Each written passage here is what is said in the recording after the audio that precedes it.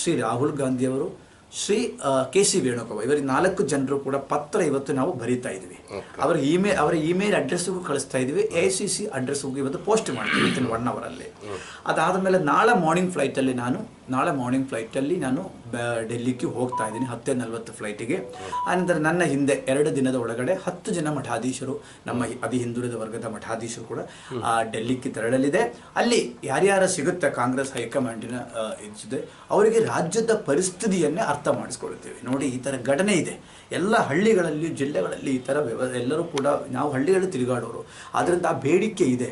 ಒಂದು ವೇಳೆ ಮಾಡಲಿಲ್ಲ ಅಂದರೆ ಕಾಂಗ್ರೆಸ್ ಪಕ್ಷಕ್ಕೆ ಬಹಳ ದೊಡ್ಡ ಹೊಡೆತ ಬೀಳುತ್ತದೆ, ಕಾಂಗ್ರೆಸ್ ಸರ್ವನಾಶ ಹೋಗುತ್ತೆ ರಾಜ್ಯದಲ್ಲಿ ಅಂತಕ್ಕಂಥದ್ದು. ಇದು ನಾವು ತಿಳಿದುಕೊಂಡೇ ನಾವು ಮಾತಾಡ್ತಿದ್ದೇವೆ. ನಾವು ಕಾಂಗ್ರೆಸ್ ಪಕ್ಷ ವಿರೋಧ ಪಕ್ಷವಾಗಿ ದೇಶದಲ್ಲಿ ಉಳಿಬೇಕು ಅಂದವರು ನಾವು. ಯಾಕಂದರೆ ಪ್ರಭುತ್ವದ 2 ಭಾಗ, ಆಡಳಿತ ಮತ್ತು ವಿರೋಧ ಪಕ್ಷ. ಆದರೆ ಈ ರೀತಿ ನಿರ್ಣಯ ತೆಗೆದುಕೊಂಡು ಮುಂದೆ ಹೋದರೆ ಕಷ್ಟ ಆಗ್ತದೆ. ಸನ್ಮಾನ್ಯ ಮಲ್ಲಿಕಾರ್ಜುನ ನಮ್ಮ ಜಿಲ್ಲೆಯವರೇ ಇದ್ದಾರೆ, ಅವರಲ್ಲಿಯೂ ಕೂಡ ನಾನು ಮನವಿ ಮಾಡುತ್ತೇನೆ, ಇದು ಕೂಡಲೇ ಅಂದಿ ಆಡಬೇಕು. ಶಿವಕುಮಾರ್ ಅವರನ್ನೇ ಮುಖ್ಯಮಂತ್ರಿಯಾಗಿ ಕೂಡಲೇ ಘೋಷಣೆ ಮಾಡಬೇಕು. Thank you.